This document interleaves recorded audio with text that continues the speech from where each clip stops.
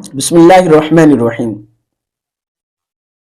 قرآن کریم کے جو تقاضے ہیں ان میں سے ایک قرآن کریم کا سمجھنا بھی ہے، جس کو ہم فہم قرآن کے عنوان سے معنون کر سکتے ہیں۔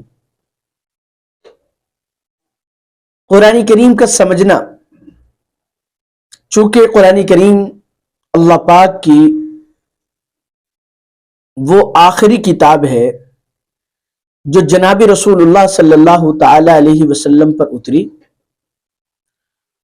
آپ علیہ الصلاۃ والسلام آخری نبی قرار پائے اور یہ کتاب آخری کتاب قرار پائی، اور یہ شاہی کتاب ہے، شاہی کلام ہے۔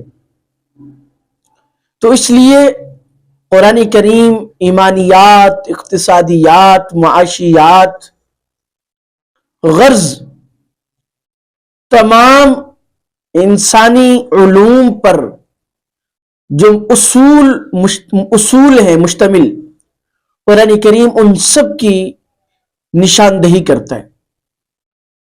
صرف مسئلہ یہ ہے کہ ہم قرآن کریم کو سمجھنے اور اس میں تدبر اور غور و فکر کرنے کے لیے کوشش نہیں کرتے۔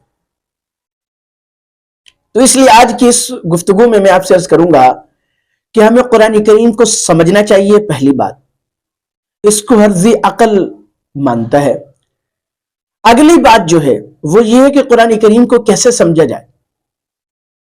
ایک قرآن کریم کے سمجھنے کا وہ طریقہ ہے جو ہدایت کا راستہ آپ کو دکھلائے گا، اور دوسرا طریقہ وہ ہے جو آپ کو گمراہی کی طرف لے کے جا سکتا ہے۔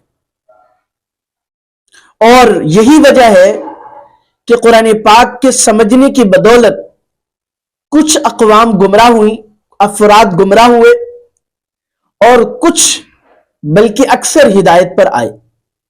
تو جو گمراہی کی طرف گئے ان کی سب سے بڑی غلطی یہ تھی کہ انہوں نے قرآن کریم کو خود سے سمجھنے کی کوشش کی، اور جو ہدایت پر رہے انہوں نے اپنے حافظے پر اعتماد نہیں کیا، بلکہ قرآن پاک کو جیسے سمجھنا چاہیے ویسے انہوں نے سمجھنے کی کوشش کی۔ اب میں آپ سے عرض کروں گا کہ قرآن کریم کو سمجھنا کیسے چاہیے۔ یاد رکھیے گا، قرآن کریم اترا جناب رسول اللہ صلی اللہ تعالی علیہ وسلم پر ہے،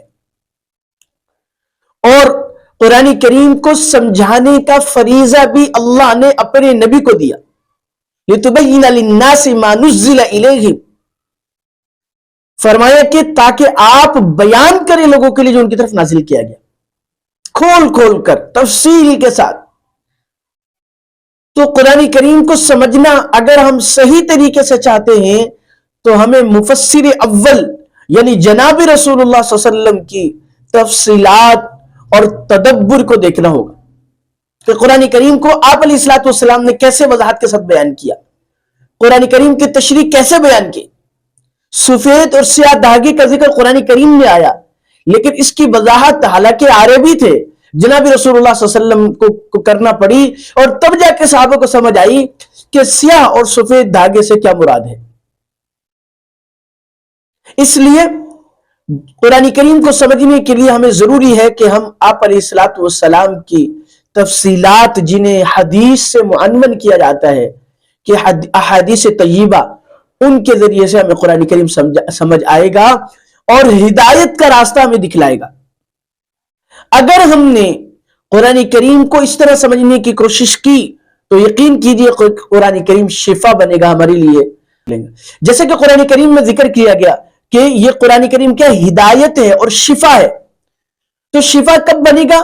جب ہم قرآن کریم کو سمجھیں لیکن جناب رسول اللہ صلی اللہ علیہ وسلم کی تعلیمات کے موافق۔ میرے دوستو، اب ہو کیا رہا ہے؟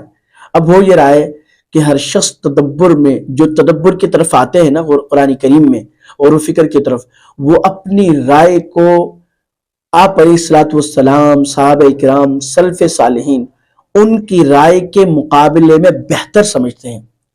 نتیجہ یہ ہے کہ وہ خود بھی گمراہ ہوتے ہیں، دوسروں کو بھی گمراہ کرتے ہیں۔ قرآن کریم میں اصول بیان کیے گئے، اور ان اصولوں کی بنیاد پر اور قرآن کریم کے آیات کی تفسیر کی بنیاد پر ممکن ہے کہ بہت سارے لوگ گمراہ ہوں، اس لیے اگر ہمیں قرآن کریم میں تدبر کرنا چاہیے، غور و فکر کرنا چاہیے۔ اللہ پاک نے قدم قدم پر اس کی دعوت دی ہے، لیکن تدبر کیسے ہو؟ جناب رسول اللہ صلی اللہ علیہ وسلم کی احادیث کے موافق۔ اگر ہم ان سے ہٹ کر کریں گے تو ہم بہت سارے ایسے گمراہ لوگ ہمیں زمانے میں ملتے ہیں کہ جنہوں نے قرآن کریم کو احادیث سے ہٹ کر سمجھنے کی کوشش کی، وہ خود بھی گمراہ ہوئے، دوسروں کو بھی انہوں نے گمراہ کیا۔ اس لیے قرآن کریم میں غور و فکر کیجیے، مگر جناب رسول اللہ صلی اللہ علیہ وسلم کی تعلیمات کے موافق اپنی رائے کو اور اپنی سمجھ سے قرآن کریم میں تدبر نہ کیجیے، تاکہ گمراہی سے بچ جائیں اور ہدایت کے راستے کو اپنا لیں۔ کہ قرآن کریم شاہی کتاب ہے، اس کو سمجھنے کے لیے شاہی دماغ چاہیے، اور وہ اللہ نے جناب رسول اللہ صلی اللہ علیہ وسلم کو عطا فرمایا تھا۔ اس لیے آپ علیہ السلام کی تفسیر ہی حرف آخر ہے، اور صحابہ کرام رضوان اللہ علیہم اجمعین ہی کی تفسیر حرف آخر ہے۔ اس لیے اپنی عقل کو زیادہ دخل نہ دیں، ورنہ جیسے وہ گمراہ ہوئے ایسے کہیں ایسا نہ ہو کہ آپ بھی گمراہی کی طرف چلے جائیں۔ اللہ پاک مجھے اور آپ کو عمل کی توفیق عطا فرمائے۔